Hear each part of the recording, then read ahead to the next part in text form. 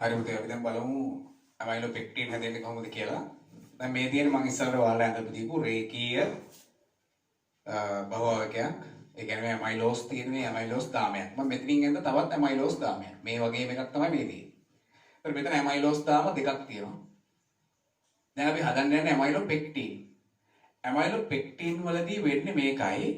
මෙන්න මේ ඇමයිලෝස් දාම එකක් දෙකක් තුනක් හතරක් විශාල ගානක් තිබිය හැකි. ඒ දාම අතරේ හරහට බන්ධන ඇති වෙනවා. අපි කියන හරස් බන්ධන ඇති වෙනවා. ඇති වෙලා මේක ජාලාකාර ව්‍යුහයක් බවට පත් වෙනවා. හරි?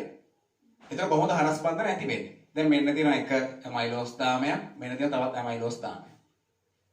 ඒකේ මේ යම් කිසි තැනක තියෙන OH එක. දැන් මෙතන ගන්නකො. මෙයාගේ මේ තියෙන පළවෙනි කාබන් අපි දන්නවනේ මෙතන මේ O එකට මෙහා පැත්තේ තියෙන මේ පළවෙනි කාබන්.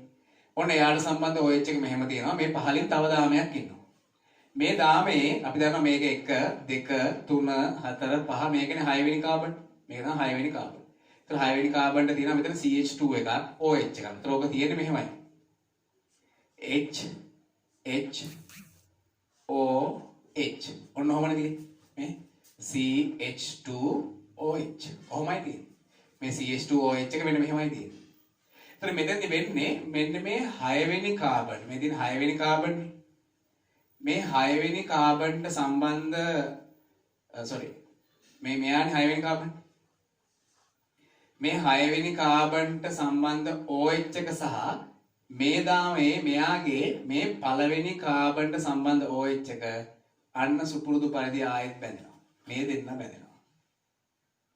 මේ දෙන්න මෙතනින් බැඳිලා මෙතනින් පිට වෙනවා මොකද්ද? ජලාණුවක්. පිට වුණොත් කොහොමද තියෙන්නේ? මේ කොටස ඉවත් වෙනවා. මේ කොටස ඉවත් වෙනවා. මේ කොටස ඉවත් වෙලා මේ O එක මේ දෙන්නාගේ අතරට ඇවිල්ලා මෙතන හැදෙනවා අලුත් බන්ධනයක්.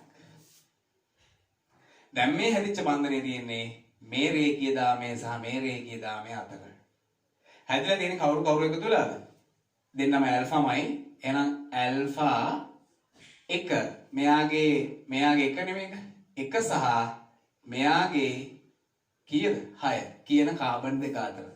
එහෙනම් ඇල්ෆා 1 6 ග්ලයිකොසිඩික් බන්ධනයක් තමයි මෙතන ඇති වෙන්නේ. ඇල්ෆා 1 6 ග්ලයිකොසිඩික් බන්ධනය. එහෙනම් මෙන්න තියෙනවා ඇල්ෆා 1 6 ග්ලයිකොසිඩික් බන්ධනය. මෙතන තියෙන්නේ මොකද්ද? මේක වෙනසක් නෑ මේ ඉස්සලා තිබිච්ච එකමනේ. මේ තියෙන්නේ මොකද්ද? මේ තියෙන්නේ ඇල්ෆා 1 4 ග්ලයිකොසිඩික් බන්ධනය. හරි? එහෙනම් මෙන්න මේ සම්පූර්ණ ව්‍යුහය ගත්තොත් මේකට තමයි අපි කියන්නේ මොකක් කියලාද? ඇමයිලෝපෙක්ටින් කියන්නේ. ඕකට තමයි අපි කියන්නේ මොකද්ද? ඇමයිලෝපෙක්ටින් කියලා කියන්නේ. එහෙනම් ඇමයිලෝපෙක්ටින් කියන එකනාගේ විශේෂත්වය මොකද්ද? එයාගේ තියෙන්නේ රේඛීය ව්‍යුහයක් නෙමෙයි හරස් බන්ධන සහිත ජාලාකාර ව්‍යුහයක්.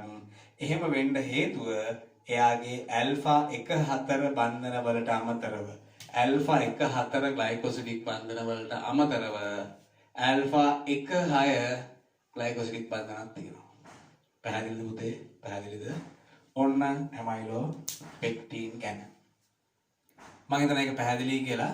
චුට්ටක් බලන්න ආපහු ටියුට් එක. ඇමයිලෝපෙක්ටින් කියලා තියෙනවා. අන්න එතනට ඔයාලා මේක අඳගත යුතුයි. එතනම ඉස්සරහින් බලන්න යාගේ ලක්ෂණ ටික. ඇල්ෆා වරහණස්සේ 1 කියන එක නෑ එතන. එතන දාගන්න 1. එතන දාගන්න 1. 10 වෙනි පිටුවේ ඔය ඇමයිලෝපෙක්ටින් වලට අදාළ කොටසේ විශේෂ ලක්ෂණ වල පළවෙනි එක ඇල්ෆා 1 දාගන්න. 1 ඊතලේ 4 ග්ලයිකොසිඩික් බන්ධන මගින් ඇල්ෆා ග්ලූකෝස් බැඳීමෙන් සෑදී ඇත. මෙම ප්‍රධාන දාම අතර ඇතිවන ඇල්ෆා 1 6 බන්ධන මගින් ඇමයිලෝපෙක්ටින් වල ශාඛා දාම ඇති වේ. ශාඛා මේ හරහට ඇති පැත්තට ඇති වෙනවා. right. ඊට පස්සේ උතන තියෙනවා කොහොමද පිෂ්ඨය හඳුනාගන්නේ කියන එකත් ඊළඟ කරුණේ එතනම තියෙනවා. ඒතර ඔයාලා බලන්න ඉතින් අවසාන කරුණු දෙකක් දාලා තියෙනවා. තරු දෙකක් දාලා විශේෂ ලක්ෂණයක් තියෙනවා ඇමයිලෝපෙක්ටින් වල. අන්නේ තරු දෙක සහිත කොටසට සංගල වරහණක් දාලා මේ දකුණු පැත්තේ එළියෙන් සංග්‍රහවරහන් දාලා ලියා ගන්න පිෂ්ඨය හඳුනා ගැනීම. මම ඒක විතර තියනවා පැහැදිලි කරන්නම්. ඊටාම සරලයි මේ පිෂ්ඨය හඳුනා ගන්න. මොනවද පිෂ්ඨය හඳුනා ගන්න දාන්නේ? අයඩින් නේ දාන්නේ. කොහෙටද අයඩින් දාන්නේ? පිෂ්ඨය ඇති යයි සලකන ආහාරයක විශේෂයට. කෙලින්ම ආහාරයට දාලා බලන්න පුළුවන්. නමුත් සාමාන්‍යයෙන් අපි ආහාරයේ විශේෂයට තමයි දාලා බලන්නේ. අලගෙඩියක් කරන් පොඩ්ඩක් මිරිකලා ඔක පරීක්ෂණ නලයකට දාලා ඒ විශේෂයට දානවා මොනවද අපි දාන්නේ? අයඩින් ද්‍රාවණයෙන් සල්ෆර්. සාමාන්‍ය අයඩින් කියන එක ටිකක් දුඹුරු පැහැති. මේක දැම්මට පස්සේ මොකද්ද? නිල් පාටක් ලැබෙනවා නම් අපි කියනවා ඒකේ පිෂ්ඨය අඩංගුයි කියලා. හරි? කොහොමද කරන්නේ? තමයි බලන්න චුට්ටක්.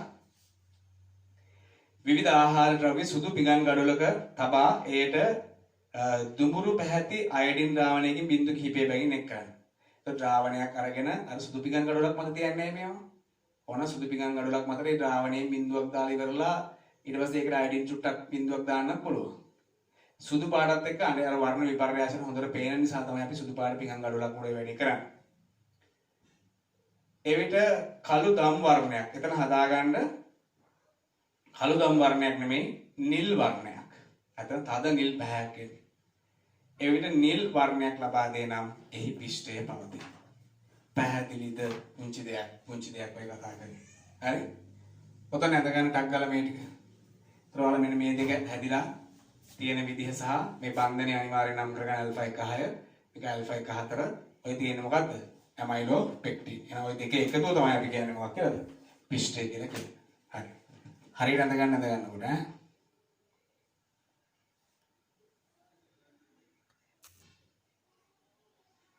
හරි මුතේ අපි දැන් බලමු ඊළඟට තියෙන එක අපිට ඊළඟට කතා කරන්න තියෙන පොලිසැකරයිඩ් වෙන්නේ සෙලියුලෝස්. සෙලියුලෝස් කියලා කියන්නේ පුතේ ශාක සෛලවල සෛල බිත්තියේ තියෙන ප්‍රධානතම සංඝටකය. මේකත් ස්වභාවික බහුඅවයවකයක්.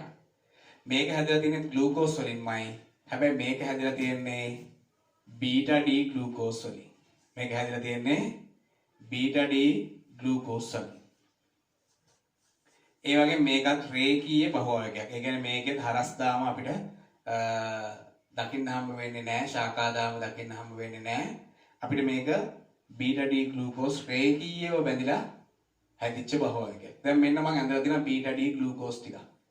ඒතර මේක ග්ලූකෝස් බව හඳුනගන්නේ කොහොමද? හතරවෙනි කාබන් සම්බන්ධ OH එක පහළට, බීටා බව හඳුනගන්නේ පළවෙනි කාබන් සම්බන්ධ OH එක ඉහළට. ඉතින් මේ තුන් දෙනාම මේ විදිහයි. ඒතර මේ තුන් දෙනා බැඳෙන්නේ කොහොමද? මේක බැඳෙන්නේ මේ H එකයි මෙන්න මේ OH එකයි තමයි ප්‍රතික්‍රියා කරන්නේ. සුපුරුදු පරිදි ජලාණුවක් පිට වෙනවා. සුපුරුදු පරිදි ජලාණුවක් පිට වෙනවා. හරි? එහෙනම් ජලාණුවක් පිට වුණාට පස්සේ මේක බැඳෙන්නේ කොහොමද? මේක බැඳෙන්නේ කොහොමද? මම කිව්වා මේ මෙතනින් පහළට තියෙන බන්ධනය පහළටම පෙන්විය යුතුයි. මෙතනින් මේ ඉහළට තියෙන බන්ධනය ඉහළටම පෙන්විය යුතුයි. මේ දෙන්න අතර මැද්දට එහෙනම් අපිට ඔන්න ඔය විදිහට ඔක්සිජන් ටික සම්බන්ධ කරන්න පුළුවන්. මෙතනත් එහෙමයි. මේ OH එකයි මේ H එකයි අයින් වෙනවා. එහෙනම් ඔන්න ජලාණුවක් අයින් වුණා. එහෙනම් මේ O එක එනවා මැද්දට. ඔන්න. ඉතින් ඔක දිගටම ඔය විදිහයි. දිගටම ඔය විදිහයි. හරි. මේ පැත්තෙන් මෙහෙට බැඳලා තියෙන්නේ. මේ පැත්තට තව මෙහෙට බැඳලා තියෙන්නේ. හරි. ඔය විදිහට. පැහැදිලිද? පැහැදිලිද? ඔය විදිහට බැඳලා තියෙන්නේ. ඔහොම ඇන්දොත් ඔය මොකක්ද ඇඳලා තියෙන්නේ? ඔය මොකක්ද ඇඳලා තියෙන්නේ? සෙලියුලෝස්. ශාක සෛල බිත්ති සෙලියුලෝස් ගොඩක් තියෙනවා. අපි වගේ ප්‍රයෝජන දැන් බලමු ඉස්සරහට. මෙතන ඇති වෙන බන්ධනය මොකක්ද? මෙතන ඇති වෙන්නේ 1-4 බන්ධනයක්. එහෙනම් බීටා ඩී 1-4 ග්ලයිකොසිලික් බන්ධනය. පැහැදිලිනේ? බීටා 1-4 ග්ලයිකොසිලික් බන්ධනය. ඉතින් මෙයා 4 මෙයා 1. 1-4 කවුද? බීටා. මේක D අවශ්‍ය නැහැ මෙතන බන්ධනය ලියද්දී බීටා 1-4 ග්ලයිකොසිලික් බන්ධනය. පැහැදිලිද? පැහැදිලිද? right. බලන්න අනිත් පැත්ත පිටුව. 11 වෙනි පිටුව සෙලියුලෝස්. එතන මැද කොටුවට වල මේක ඇඳගත යුතුයි. ඊට හැබැයි තියෙන ලක්ෂණ ටික බලන්න. Beta glucose. එතන දාගන්න බීටා D කියලා. බීටා D කියලා දාගන්න. Beta D. ග්ලූකෝස් බහු අවයවීකරණයෙන් සෑදෙන රේඛීය බහුආයකයකි. මෙහි මෙය සුලභතම කාබෝහයිඩ්‍රේටයයි. ඒ කියන්නේ මේ ලෝකේ වැඩිපුරම තියෙන කාබෝහයිඩ්‍රේට් එක තමයි කවුද? මෙන්න මේ සෙලියුලෝස්. හැබැයි මේ අර කලින් කතා කරා සුක්‍රෝස් ගැන තමයි කිව්වනේ. හැබැයි සුක්‍රෝස් කියන්නේ සංසුද්ධව ඉන්න කෙනා. හරි?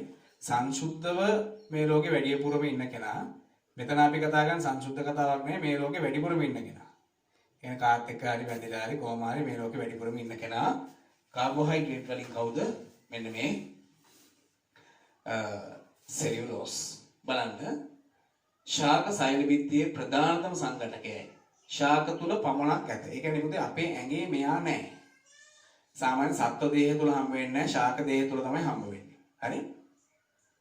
ඒ වගේම දැන් අපි මතක තියාගන්න අපි පිෂ්ඨය කෑවට පස්සේ පිෂ්ඨය අපේ ඇඟට අවශෝෂණය වෙනවනේ. ඒකට හේතුව ඒ පිෂ්ඨය ටික ජල විච්ඡේදනය වෙනවා. ඉස්සෙල්ලම මෝල්ටෝස් බවට ඒ ටික ආය ජල විච්ඡේදනය වෙනවා ග්ලූකෝස් බවට. ඒ ග්ලූකෝස් අපේ රුධිරයට අවශෝෂණය කළ හැකියි. හැබැයි මතක තියාගන්න සෙලියුලෝස් කෑවට ඒවා හැදිච්ච බීටා ග්ලූකෝස් බවට අපේ ඇඟේදී ඒවා ජල විච්ඡේදනය වෙන්නේ නැහැ. ඒකට හේතුව මෙන්න මේ සෙලියුලෝස් ජල විච්ඡේදනය කරන්න නම් අපේ ඇඟේ සෙලියුලේස් කියන එන්සයිමය තිබිය යුතුයි. සෙලියුලේස් කියන එන්සයිමය තිබිය යුතුයි. දැන් ඉස්සෙල්ලා අපි කතා කරමු පිෂ්ඨය කඩන්න අපේ ඇඟේ ඇමයිලේස් කියන එන්සයිමය, මෝල්ටේස් කියන එන්සයිම අපේ ආහාර ජීර්ණ පද්ධතියේ තියෙනවා. හැබැයි මෙන්න සෙලියුලේස් කියන එන්සයිම අපේ ආහාර ජීර්ණ පද්ධතියේ නැති නිසා අපි සෙලියුලෝස් කෑවට ඒවයින් අවසානයේ මේ බීටා D ග්ලූකෝස් හැදෙන්නේ නැහැ. හැබැයි ශාක භක්ෂිකයන්ගේ වැඩේ තා හොඳින් වෙනවා. ඒකට හේතුව ඒගොල්ලෝගේ ආහාර ජීර්ණ පද්ධතියේ මෙන්න මේ සෙලියුලේස් කියන එන්සයිමය තියෙනවා. මේ එන්සයිම වලින් තමයි අර බහු අවයවික ඒවායේ තැනුම් ඒකක බවට ජල විච්ඡේදනය කරන්න උදව් කරන්නේ. හරි. බලන්න නැත්නම් ලක්ෂණ ටික ආපහු. සෙලියුලෝස් මිනිසාගේ ආහාර ජීර්ණ පද්ධතියේ ඇති එන්සයිම හේතුවෙන් ජල විච්ඡේදනය නොවේ, ජීර්ණය නොවේ. මෙහි බීටා 1-4 බන්ධන ඇති වේ. අපි දන්නවා මෙතන තියෙන බන්ධන මොනවාද? බීටා 1-4 බන්ධන ඇති වේ. right. පුතේ මෙතන ලියා ගන්න එතනම සෙලියුලෝස් කියන මාතෘකාව යටතේ එතනම ලියා ගන්න. සෙලියුලෝස් ජීර්ණය කිරීමට නැත්නම් ජල විච්ඡේදනය කිරීමට සෙලියුලෝස් ජල විච්ඡේදනය කිරීමට සෙලියුලේස් එන්සයිමය වැදගත් වේ. සෙලියුලේස් එන්සයිමය වැදගත් වේ. right. අවසානයක තියෙනවා මොකද්ද පුතේ අපි උතනම් පහලින් බලන්න තුන්වෙනි බහු අවයවක ආකාරය නැත්නම් තුන්වෙනි පොලිසැකරයිඩ් ආකාරය තමයි ග්ලයිකෝජන්. තුන්වෙනි ආකාරය මොකද්ද? ග්ලයිකෝජන්. දැන් අපි දන්නවා කලින් කතා කරපු පිෂ්ඨය ටික ශාකවල තිබ්බා. සෙලියුලෝස් ටිකක් කොහෙද? ඒත් තිබ්බා ශාකවල. දැන් කතා කරන්න යන්නේ මොකද්ද? ග්ලයිකෝජන්. පුතේ ග්ලයිකෝජන් සම්පූර්ණයෙන්ම තියෙන්නේ සතුන් තුල. ඊට අමතරව දිලීර තුලක් තියෙනවා ග්ලයිකෝජන් සංචිත ආහාරයක් විදිහට. සංචිත ආහාරයක් කියන්නේ සංචිත කරනවා කියන්නේ ගබඩා කරනවා කියන එක. එහෙනම් සත්ත්ව දේහ තුල ආහාර ගබඩා කරන තියෙන ප්‍රධාන ආකාරයක් තමයි මොකද්ද? ග්ලයිකෝජන්. අපේ ඇඟේ ග්ලයිකෝජන් කොහෙද තියෙන්නේ? අපේ ඇඟේ ග්ලයිකෝජන් තියෙන ප්‍රධාන වශයෙන් අක්මාවේ. සාමාන්‍ය අක්මාවේ ග්‍රෑම් 110ක් විතර ගබඩා වෙන්න පුළුවන් කියලා කියන්නේ. ගබඩාවෙන් ප්‍රධාන වශයෙන් කොහෙද? අක්මාවේ තමයි ග්ලයිකෝජන් පීකුදු කියලා කියන්නේ. ඔයාලා පීකුදු කන්නේ නේද? ඒ තියෙන්නේ අක්මාව තමයි. අනේ අක්මාවේ ගබඩා වෙනවා මොන විදියටද? ග්ලයිකෝජන් විදියට. පැහැදිලිද? right. එහෙනම් මෙන්න මේ ග්ලයිකෝජන් ගත්තට පස්සේ ග්ලයිකෝජන් කියන්නේ තනිකරම ඇමයිලෝපෙක්ටින් වලටමයි.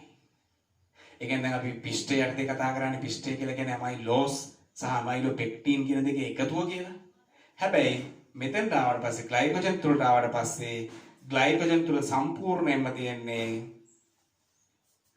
ඇමයිලෝපෙක්ටින්. ඒ කියන්නේ ශාකණය වෙච්ච නැත්නම් අර හරස් බන්ධන සහිත පොලිසැකරයිඩ් ආකාරයක්. ඒ කියන්නේ ඇමයිලෝපෙක්ටින් පමණයි තියෙන්නේ කාගේද? ග්ලයිකෝජන් වල. පැහැදිලිද පුතේ? පැහැදිලිද? රයිට්. චුට්ටක් බලන්න ග්ලයිකෝජන්. එතන ඉස්සරහින් දාන මේ ශාකණය වූ පොලිසැකරයිඩ් එකේ මෙහි ශාකණය වූ ඇමයිලෝපෙක්ටින් පමණක් ඇත. මම ඒක අඳින්න දෙන්නේ නැහැ. මොකද අපි අර ඇමයිලෝපෙක්ටින් වලට ඇන් දෙකම තමයි ආපහු අඳින්න තියෙන්නේ. සතුන් තුල ආහාර ඉතර කමාවක් දාගන්න. සතුන් තුල ආහාර එහෙම නැත්නම් ශක්තිය ගබඩාවන ප්‍රධානතම ආකාරය. අපේ ඇඟේ නම් මේ ශක්තිය ගබඩා වෙලා තියෙන්නේ ඔන්න ඔය විදිහට. හරි? ඔන්න පුතේ ඔතනින් කාබෝහයිඩ්‍රේට් වල කතන්දරේ ඉවරයි. ඊට පස්සේ මේගොල්ලෝ අපිට වැදගත් වෙන්නේ කොහොමද කියන එක අපි ඒක ඊළඟට බලමු. හරි? රයිට්.